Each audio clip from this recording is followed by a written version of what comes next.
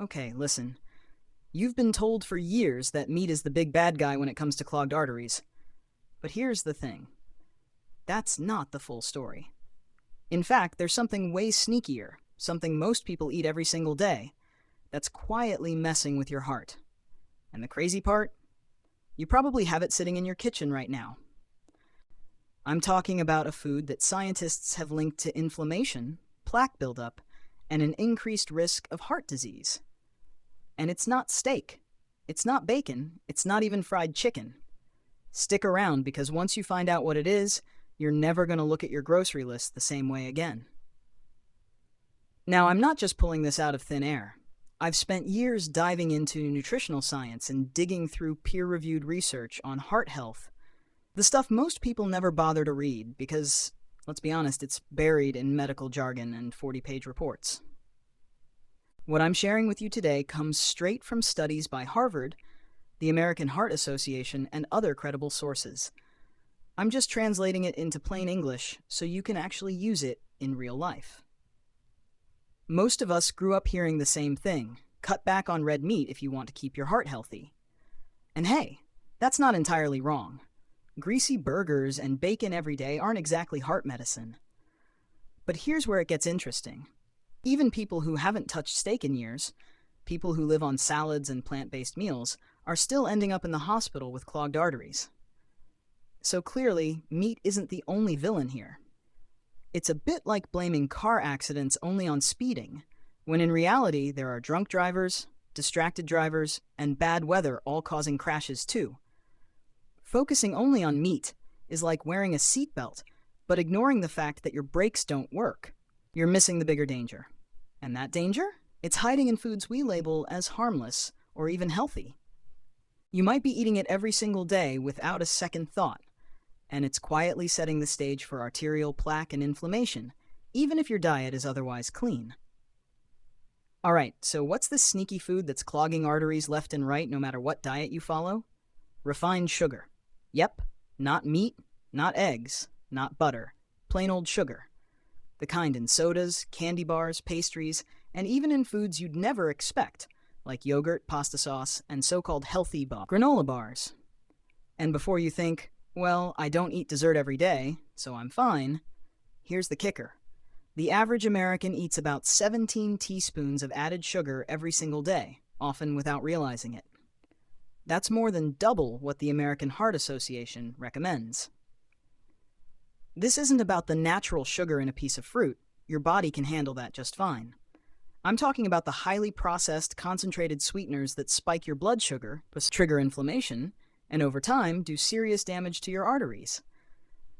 And because sugar doesn't have that greasy stigma like fried food, most people have no idea how much they're consuming or how dangerous it actually is for their heart. Alright, quick tour inside your body so this makes sense in plain English. You eat something with added sugar, soda, a pastry, sweetened yogurt. Blood sugar spikes fast. Your body fires out insulin to pull that sugar out of your blood. Do that once in a while? No big deal. Do it multiple times a day for years? Your cells stop listening as well. That's insulin resistance, and it keeps sugar and fats circulating in your blood longer than they should. Now here's the part most people never hear. A lot of that sugar, especially the fructose half of table sugar and high fructose corn syrup, heads straight to your liver. The liver can't store much sugar, so it converts the excess into fat, a process called de novo lipogenesis. That fat is packaged into tiny particles via LDL and pushed back into your bloodstream. Result? High triglycerides and more of the small, dense LDL particles that are extra good at sneaking into artery walls and forming plaque. If you want receipts, controlled trials from UC Davis and others show fructose-sweetened drinks raise triglycerides and liver fat within weeks. A large 2014 study in JAMA Internal Medicine also found people getting 25% of calories from added sugar had a significantly higher risk of dying from heart disease. Meanwhile, high sugar irritates the lining of your arteries. We're talking micro damage to the endothelial layer. Less nitric oxide gets produced, that's the gas that helps your arteries relax, so vessels get stiffer, blood pressure creeps up, and the stage is set for plaque to stick. Fructose also bumps uric acid, which further knocks down nitric oxide, pushing blood pressure even higher. Put it all together. Step 1, sugar spikes, inflammation, and endothelial damage. Step 2, liver turns excess sugar into fat, high triglycerides plus small dense LDL. Step 3, less nitric oxide plus more uric acid, stiffer arteries, and higher blood pressure. Step 4, damaged vessels, sticky particles equals plaque that slowly clogs arteries. And just to be super clear, I'm talking about added sugars, the spoonfuls in drinks and processed foods. The sugar in a whole apple lives inside fiber, which slows the spike and comes with vitamins and polyphenols that your body actually likes. Different story. Quick reality check on amounts. The American Heart Association suggests no more than 6 teaspoons, 25 grams per day for most women, and 9 teaspoons, 36 grams for most men. 1 20-ounce soda? You're often looking at 15 to 17 teaspoons in a single hit. So when people say it's just a little sweetener, zoom out. Sugar is not just empty calories. It actively drives the chain reaction that roughs up arteries, messes with blood lipids, and ramps up blood pressure. That's why it shows up in so many studies linked to higher heart disease risk. In a second, I'll show you where sugar hides in healthy foods you'd never suspect, so you can spot it without turning every grocery run into a science project. Now here's the tricky part. Most people think they're good on sugar because they don't eat dessert every night or they skip soda. But added sugar is a master of disguise, and it's hiding in places you'd never suspect. Let's start with the obvious ones: sweetened drinks, pastries, candy bars. Sure, but here's where it gets sneaky. Flavored yogurt. Sounds healthy, right? Some brands pack more sugar than a donut. Pasta sauce, that jar of marinara? Check the label. Many have 3 to 4 teaspoons of added sugar per serving. Granola bars. Marketed as a health snack, but some are basically candy bars with oats glued in. Breakfast cereal. Even the ones that scream whole grain can deliver half your day's sugar before 9 a.m. Salad dressings. A sweet vinaigrette can carry 2-3 teaspoons in just a couple of tablespoons. Breads and wraps. Yep, even your sandwich bread often has sugar added for flavor and browning. And sugar doesn't always appear as sugar on the label. Food companies use dozens of aliases to hide it in plain sight. Words like high fructose corn syrup, dextrose, maltose, evaporated cane juice, rice syrup. Basically, if it ends in nax-ose, or sounds like a syrup, it's sugar. Here's a quick tip when you're label checking. Look at the ingredients list first, not just the grams of sugar. Ingredients are listed by weight, so if sugar or one of its code names is in the first 3 items, you're looking at a high sugar product. And don't get fooled by packaging that says no refined sugar. Sometimes they swap in concentrated fruit juice, honey, or agave, which still spike your blood sugar almost as fast. Your body processes them in a similar way when they're in that concentrated, added form. Bottom line, you could be eating what you think is a clean, balanced diet, but still be hitting your arteries with a sugar rush multiple times a day, simply because it's woven into the fabric of processed food. In a second, I'll walk you through what happens over the long haul if you keep getting hit with these hidden sugars, and why the damage often goes completely unnoticed until it's too late. Here's the thing, sugar doesn't take you out overnight. It works like a slow leak in your home's plumbing. You don't notice anything at first, until the walls are damaged, the floor's warped, and fixing it is a massive job. Here's how it plays out in your body over time. Year 1-2. Your blood sugar spikes are frequent. Your insulin is working overtime, and your triglyceride levels start creeping upward. You might feel fine, maybe a little afternoon crash here and there, but nothing alarming enough to send you to a doctor. Years 3-5. That constant sugar load keeps irritating your artery walls. The micro damage builds up, and your body keeps sending cholesterol and other particles to patch the injuries. Those patches, called plaques, don't just sit there. They slowly start narrowing the space for blood to flow. Your blood pressure might rise a little. You chalk it up to stress, salt, or getting older. Years 6-10. By now, your arteries are stiffer. Your endothelial function, that's the artery's ability to expand and contract, is reduced, and blood flow is more restricted. Plaques can calcify, turning from soft buildup into hard blockages. And here's the scary part. You might still have 0 symptoms. This is why heart disease is called the silent killer. Then one day, a piece of plaque breaks loose, or a clot forms on top of it. If it blocks blood flow to your heart, that's a heart attack. If it blocks blood flow to your brain, that's a stroke. Both can be fatal within minutes. Studies back this up. Long-term data shows that people with the highest added sugar intake are far more likely to develop cardiovascular disease and die from it, even after adjusting for weight, smoking, and other lifestyle factors. In other words, you can be slim, you can exercise, and sugar can still be setting you up for disaster if you overdo it for years. The tricky part? You don't feel this damage as it's happening. There's no pain warning you every time you have a sugary drink or snack. The damage is cumulative, and by the time symptoms show, the problem's usually advanced.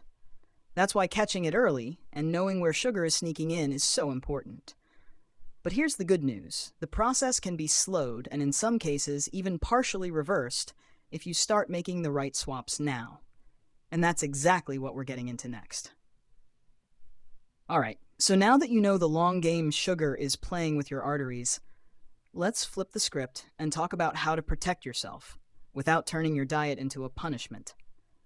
First thing, you don't have to quit sugar entirely to make a difference. This isn't about living like a monk. It's about cutting your average daily dose down to a level your body can actually handle.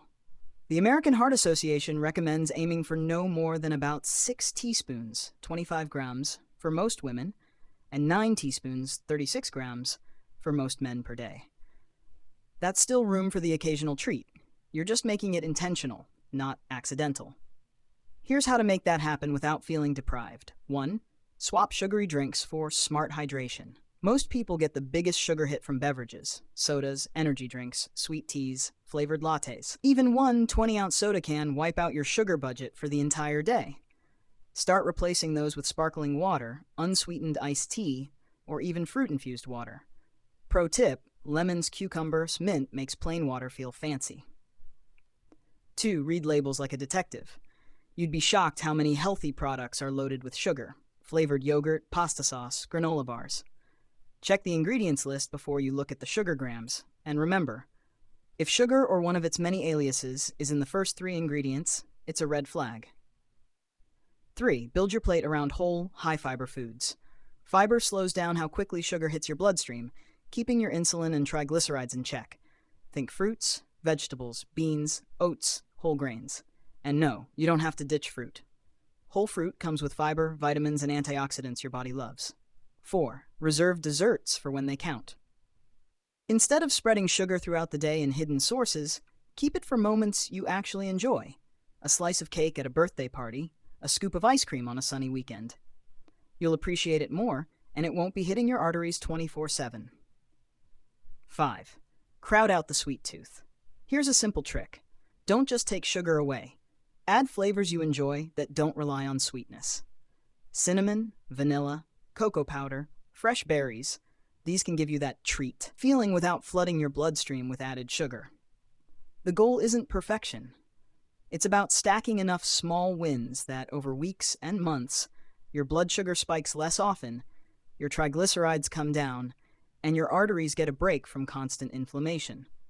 And yes, research shows even a few weeks of cutting back on added sugar can lower triglyceride levels, improve blood pressure, and help restore healthier blood vessel function.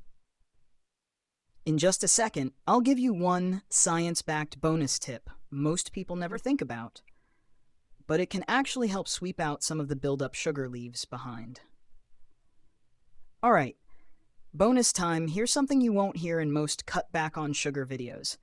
You can actually help your body sweep out some of the cholesterol and fatty particles that sugar leaves behind in your bloodstream by eating more soluble fiber. Soluble fiber works like a sponge inside your digestive system.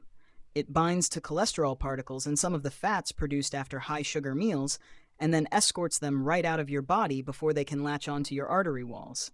Think of it as a cleaning crew for your blood vessels. Where do you find it? Oats, beans, lentils, apples, citrus fruits, carrots, barley, even flax seeds and chia seeds.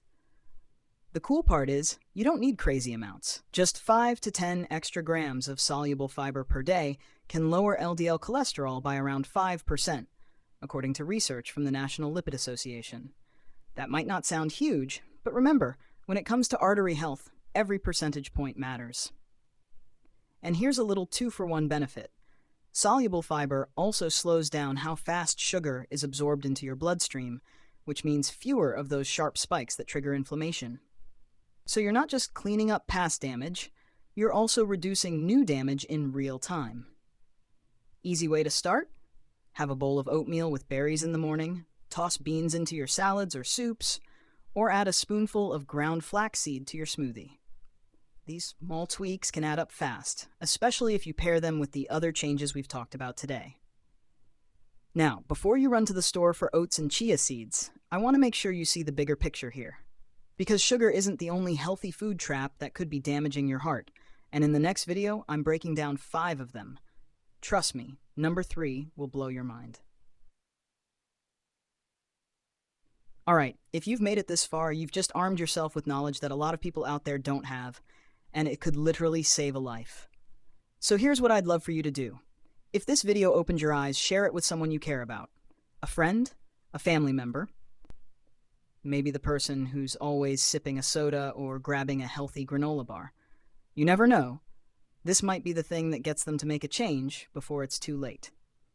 And if you want more straight talk, science-backed tips without the boring lectures, hit that subscribe button and turn on notifications.